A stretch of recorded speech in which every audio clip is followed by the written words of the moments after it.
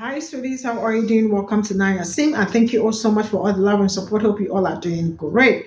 I mean, there are so many things that comes with being black, and that it's really horrifying sometimes because sometimes I am like, how do people navigate through all this? I mean, a young boy who is also he was in his house. He did not step out. Was chatting with his friend on phone. Got got knock on his door and said, "Who is that?" Nobody answered it. Him trying to know who that was with his fire gun, which was he legally bought that, right? Only to get to the door. Cops are out there before he could say Jack. They already PP'd him, and one of his hand was up and one was already down, and they PP'd him straight up, right? That was it. He was actually screaming, "I can't breathe," and all that. And they did not try to help this young man. That was the end of it. And now the worst part is that when they do horrifying things like this, they are always placed on paid leave, right? And why are they being placed on paid leave?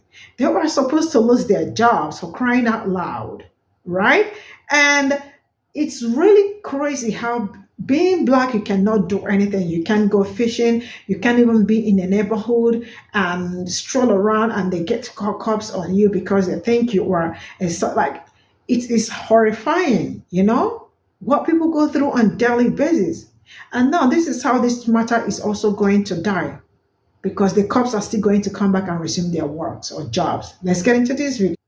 I noticed some people's voices are missing from the voices of those who are outraged by the execution of Senior Airman Roger Fortsum at the hands of the Okaloosa Sheriff's Department. May is National Military Appreciation Month. Where are all of you thanks for your service individuals at right now? Why aren't you calling the Okaloosa Sheriff's Department every day? Why aren't you calling the Okaloosa District Attorney's Office every day and asking when will charges be filed against the officer who executed this young man? NRA, where are you at? Where are you when in a state that has the castle doctrine where a legally registered gun owner is shot 6 times in the chest at point blank range in his own home because what? Come back!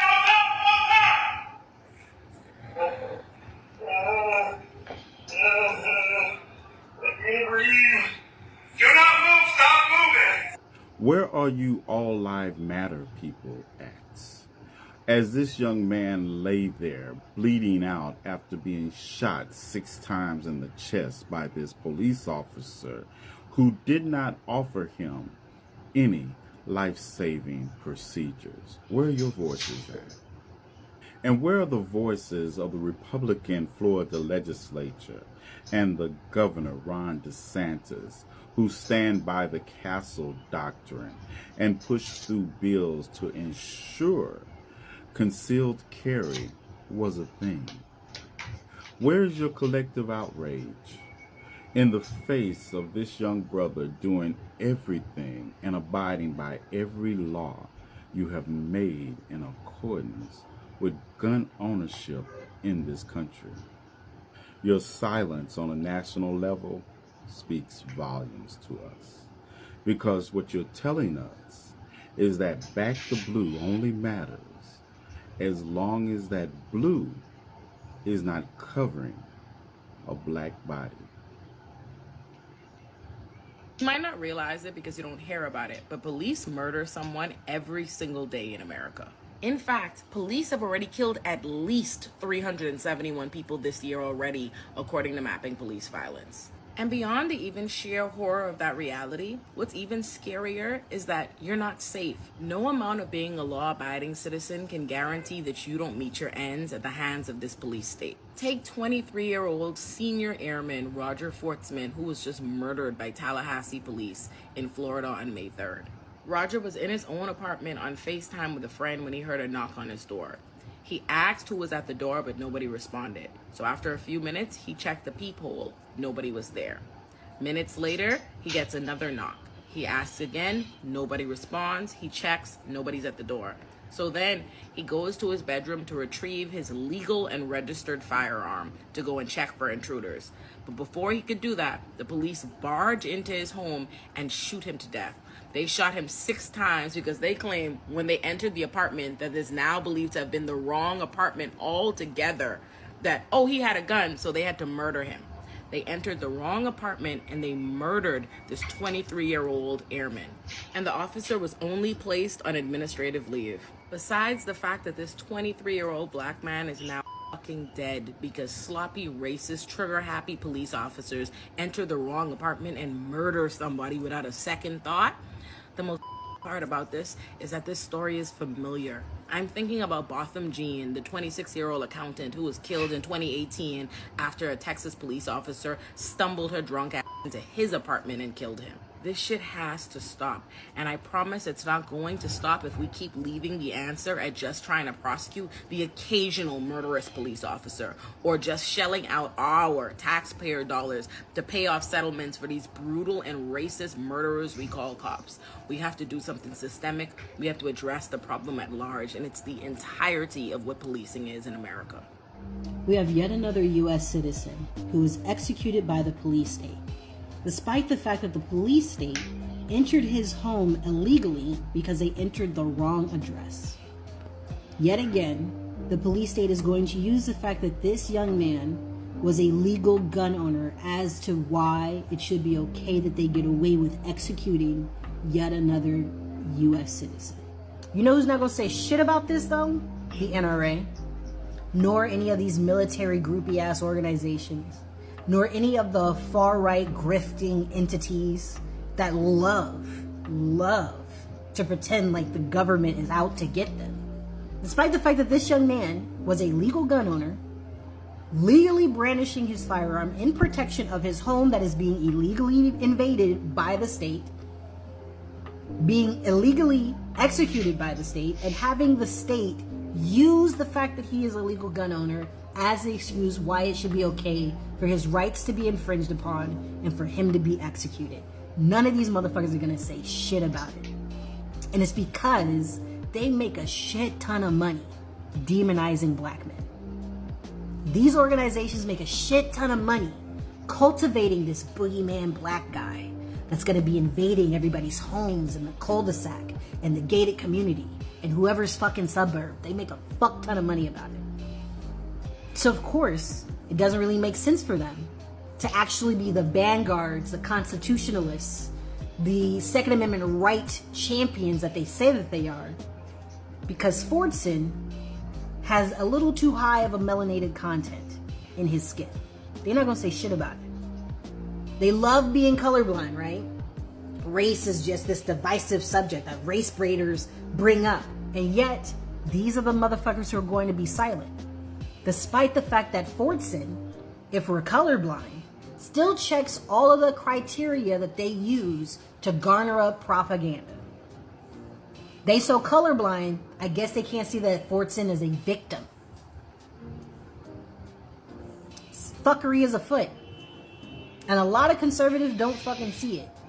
They pretend to be colorblind, but they don't fucking see the fuckery when it's happening to other U.S. citizens that don't look like them. And that should tell all of us something.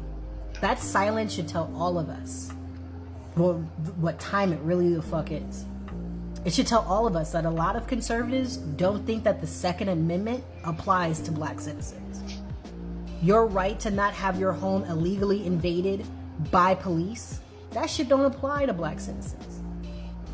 As much as they want to pretend to be colorblind, they know deep down it don't apply to black citizens. They don't really even believe in citizenry. They don't believe in citizenship. That shit is a club that they're trying to restrict as much as possible. If they could get rid of the 13th and 14th Amendment, they fucking would. Because it don't count.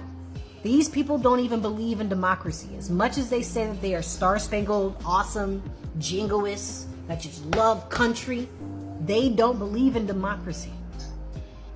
And their fringe, they'll just tell you straight up. Which is like, good looking out. At least you're being fucking honest out loud. But these other motherfuckers that are making millions of dollars off of conservative angst and anxiety, they're not gonna say that. But their silence will. And that's what we need to be paying attention to. I'm back on here one more time. Whew. I'm getting tired of talking about this whole race thing, right? I don't talk about it a lot. I really don't. Try not to. But of course, it's always at the forefront of my thinking and when I get on here and do videos, always. Simply because I'm a black man in the United States of America. I heard about this young man, Senior Airman. Let me make sure I get his name right. Senior Airman Roger Fortson. Black man. Not just black man. Uniform black man. Military. Active duty. So I'm sure everybody's heard about it. If you haven't, apparently police came for a call for domestic disturbance where this young man was living. But they went to the wrong place, went to his place.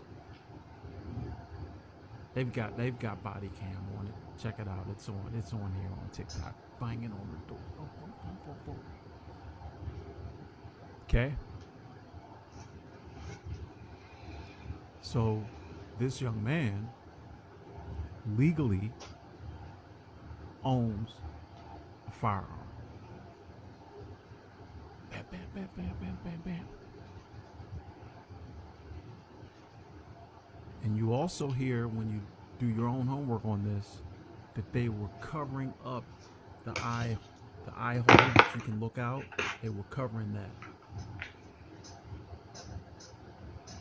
So I'm assuming he's not knowing what the hell is going on. Anybody can come knocking on your door saying that they're the police, the sheriff, whoever, but gonna cover up the eye hole. So if it were me and what I believe with him, of course I don't know, but he got his weapon that he legally owns. So let's do this. I can't tell you how many times I have seen footage of white men, in particular, white men toting assault weapons of all kinds, and white police officers walking up to them and asking them, is everything all right? So for everybody out there that wants to think that things have changed, I've told y'all, nothing has changed. These folks, the founders,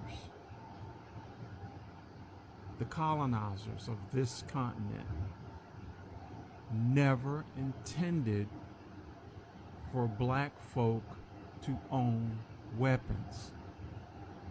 So when we start talking about biases,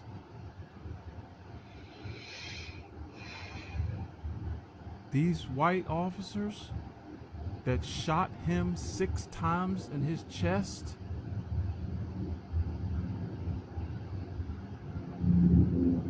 all of them, not just the shooter, all of them need to be fired. If it were a black man that had come to that house and it was a white man behind that door, that black officer would be under the jail, and everybody knows this. So for anybody that decides they want to jump up in my comments and say you're overreacting, I'm not even gonna respond to it. So I'll end it with this. for the colonizers that came over here and took over this continent.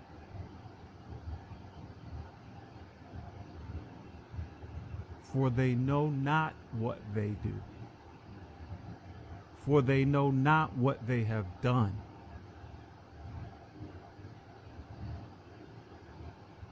Reminder that the people screaming Black Lives Matter don't actually believe Black Lives Matter. They don't believe Black Lives Matter in utero. They don't believe the over 20 million innocent Black lives ended since Roe was decided in 1973 matter at all. They scream about equality and equity, but couldn't care less about equal opportunity for Black lives to be born, or equal outcome for Black lives of being born. They don't care that Black babies are aborted at a rate almost 4 times that of white babies, or that Black Americans make up about 13% of the population, but about 36% of the abortions. In fact, the people who scream Black Lives Matter don't believe Black Lives Matter at all when they are threatened, injured, or ended by other Black lives. The people who scream Black Lives Matter only believe Black Lives Matter when they are threatened, injured, or ended by white lives, when there's a white person to point to as perpetrator or alleged perpetrator, which is pretty racist. The idea that a Black life only begins to matter when a white person gets involved, preferably in a violent way. But those aren't my words. Ask the liberals. All right, Natalie, let's get it.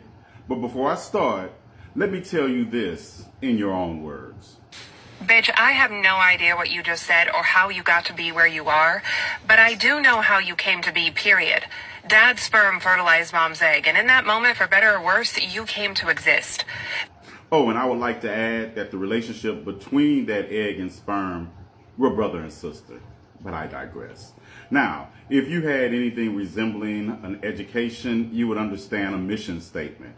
And if you bothered to go and look at the mission statement of Black Lives Matter, you would find that none of those things you talked about were the mission statement of Black Lives Matter.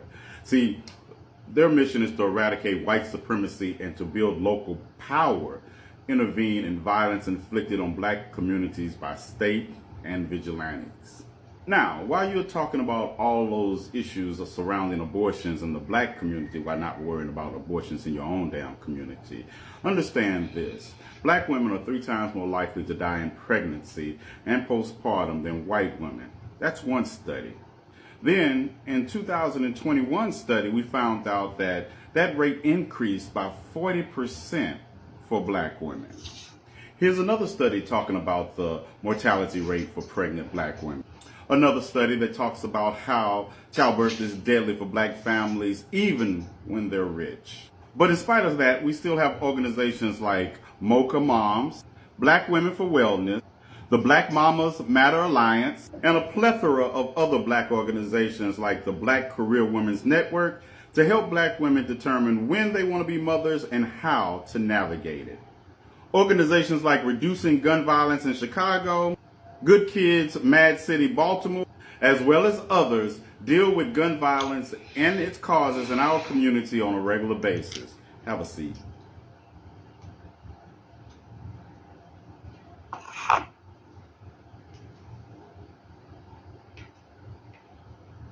So this is all I got from this video, and I am really very sad because, like, it looks like every day something really horrifying is happening to people that look like me and nobody's talking about it. I mean, this gun violence and reduction of gun, this thing has been like, something that they've been talking about for a longer time, but no way, it's still like, happening. And the cops are just like it. I don't really understand what they do this time around, because I don't see how you bash into somebody's house just like that. The person was knocking, you couldn't say anything. The person actually is a legal gun owner, not like he stole it or the person is, I don't know. The whole thing is just really tiring.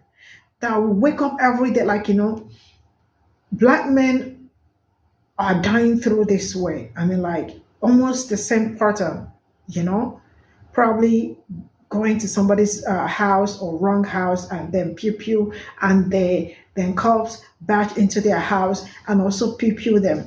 I remember also the one that happened where young man was, the neighborhood, because he was probably seeing a palm-colored woman, and the neighborhood reported. I don't know how the cops found out, and they came to this man's house. They shot this man for almost 5 hours, and like there was nothing they did not do to that. Even tested or their tasers on this one to know the one, like, all these horrifying things. Some people will wake up and tell me that I am cooking up my stories, or probably I'm trying to turn black people, eyes away from white people and all that. See, all these are the things happening. I am not bringing them here because I made them up. I did not make anything up, right? All these are all on the internet for you all to also see, to know that all this still happens, right? Young man, just like that, so young and all that, and that was how they peopled him. And the fact that the people that did that, all the cops that did that should be fired, but they are on leave, paid leave, and trust me, they are still going to come back, and nothing will happen. It's really frustrating that we wake up every day to the stories like this. And you heard that young man screaming for his life, I can't breathe, I can't breathe. That the fact that they bashed into his house and peopled him, and also did not bother to call ambulance or 911 for emergency or something, that tells you what people go through. People, and this is the one that was able to capture. You know how many of them that have not been captured, that people did not know how it happened, that nobody took responsibility, or they took accountability of what happened to them. Can you imagine all of that? Can you imagine that? It's really, really sad. When I say I am sad, I am really sad that all these are the things people wake up to. And I really hope that the cops are fired completely and let them also face the consequences of what their actions. See you all in my next video. Bye for now.